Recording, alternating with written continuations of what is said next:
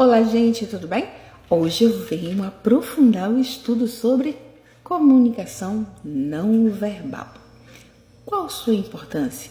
Existem formas da comunicação não verbal? É o que nós veremos agora. A comunicação não verbal nada mais é do que a linguagem através do corpo, das mãos, da expressão do rosto e do olhar.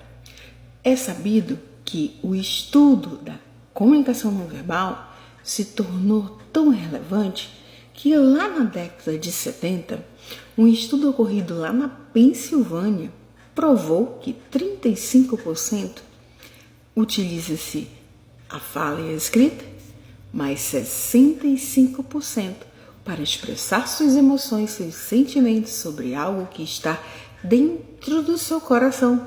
É através dos gestos, ou seja, da comunicação não verbal.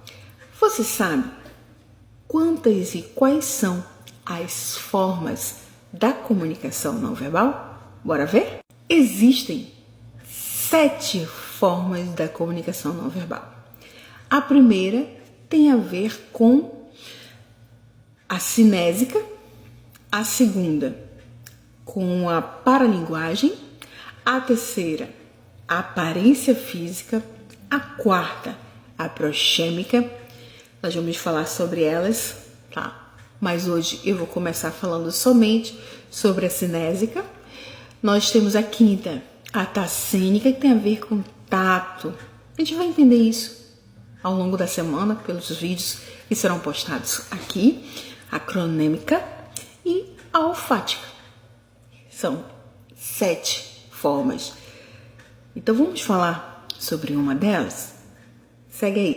A cinésica, ela faz parte da semiótica que estuda os movimentos corporais, como, no caso, os sinais não verbais mais usuais. Mas para que vocês entendam, o que é semiótica, professora Lidiane? Semiótica nada mais é de um estudo, faz parte da ciência, que estuda qualquer movimento que envolva signos não verbais, como, por exemplo, as imagens, os gestos, as pinturas, os vestuários, outro exemplo, ritos, os costumes de uma determinada cultura, os sons e etc. Então, a cinésica, ela faz parte desta ciência. E ela divide-se em 4 itens: expressão facial, postura, ou que a gente chama de posicionamento do corpo, gestos, a questão do olhar. Então são 4 itens: expressão facial, gestos, postura e a questão do olhar, que é o que nós vamos falar de uma delas agora. A primeira é a expressão facial. Vocês sabem que nós a todo momento estamos expressando emoções através do nosso rosto. Quando estamos com raiva, quando estamos alegres, quando estamos surpresos, assustados. Então, a todo momento, expressamos nossos sentimentos através do rosto. Tudo bem? Então, isso é uma das características da cinésica. Já a postura ou posicionamento do corpo, posição de apoio, postura em cima de um palco, na hora de você for falar, na hora de você for apresentar, elas são divididas em congruência e incongruentes, tá? E ela envolve todo o movimento do seu corpo. O que seria uma postura congruente? Uma postura congruente é aquela postura que demonstra empatia, disposição verbal, está ali. Parece que está entregando o corpo para a pessoa que se está envolvida, tão envolvida na palestra, no tema ali abordado, que o corpo vai junto com o palestrante. Mas tem os incongruentes, que são aquelas pessoas que estão o tempo todo ali, desinteressada, não demonstram emoções, até a postura muda, fecha os braços, fica com braços fechados. Aparência cansada, se enrolam todo se joga, parece que querem dormir na palestra de tão cansativa que está naquele momento. O corpo fala, gente.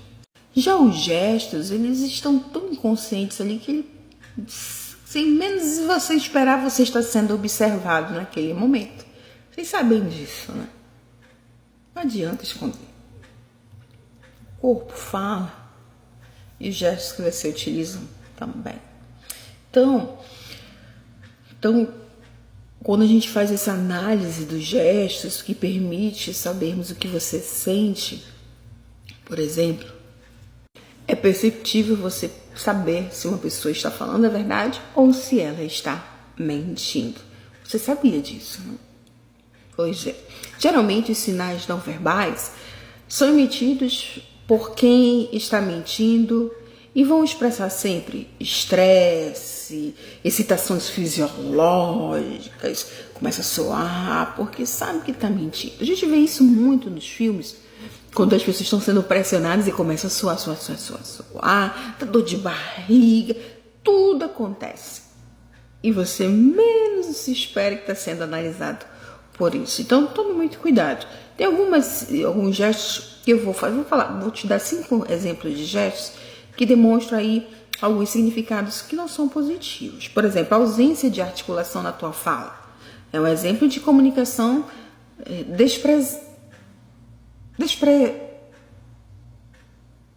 desprazerosa, melhor dizer. Ausência de contato físico, ninguém se conversa sem se cumprimentar, sem dizer assim, poxa, olá. Aqui no Brasil é beijinho no rosto, e é nos 2 lados da bochecha, aí você mostra empatia, que está interessado pela pessoa, quer ouvi-la, e assim sucessivamente. Então, tem certos gestos que demonstram esses lados positivos e lados negativos. Você já, numa palestra, é deselegante, senhores, por favor, não façam isso. Coloca a mãozinha na boca, porque eu sei que às vezes pode aparentar sono, tá bom? Então, evite bocejo, ficar coçando a cabeça, assim, quando você está sendo, tô com dúvida, não sei o que eu faço, o que é agora? As expressões da discordância, por exemplo, de uma posição da cabeça, que é um outro item dentro da cinésica, que tem a ver com gestos de discordância. Por exemplo, uma tomada de decisão que já foi realizada, já batido o martelo, mas você está lá com uma forma negativa. Então você fecha os braços e você fica assim, ó. Não era isso, não era para acontecer. Tá tudo errado. Aí só mexe com a cabeça. Isso demonstra que essa posição da cabeça demonstra aí sua reprovação sobre aquela ideia que foi batido o martelo, que todo mundo concordou. Então, toma muito cuidado com isso. A oculésia é uma forma de comunicação que, você tá vendo, oculésia, ocular, olhos, o olhar, o meio do olhar. Então, o movimento dos olhos, o contato visual. Você sabia que olhar muito para baixo demonstra uma pessoa ser muito tímida, introspectiva, submissa, etc. O olhar já mais para cima é que a explosão de ideias no cérebro tão agitado. Então, quando você olha para cima, é porque você está buscando informação, ó. Informação passado, informação futuro. Algo que você estudou lá na década de 70, algo que você estudou ontem ou agora. Entendeu? Então, olhar para cima não demonstra insegurança, não demonstra algo ruim, não. É algo positivo, só com cautela. Não vai ficar o tempo todo assim, ó. Né? Tem que olhar para as pessoas, que isso é importante. E, por fim, não menos importante, nós temos aí a questão da outra postura, né? A questão da rigidez corporal, que demonstra também uma comunicação desprazerosa, rigidez visual, tudo isso aí influencia dentro do canal comunicacional. Era isso que eu queria passar para vocês. Amanhã eu vou falar sobre paralinguagem, aparência física, proxêmica e tessésica e acronêmica com vocês. Um grande abraço e até amanhã. Eu sou a professora Lidiane, falo aqui direto da Comunimento, onde tudo sobre linguagem, oratória, retórica e é falado.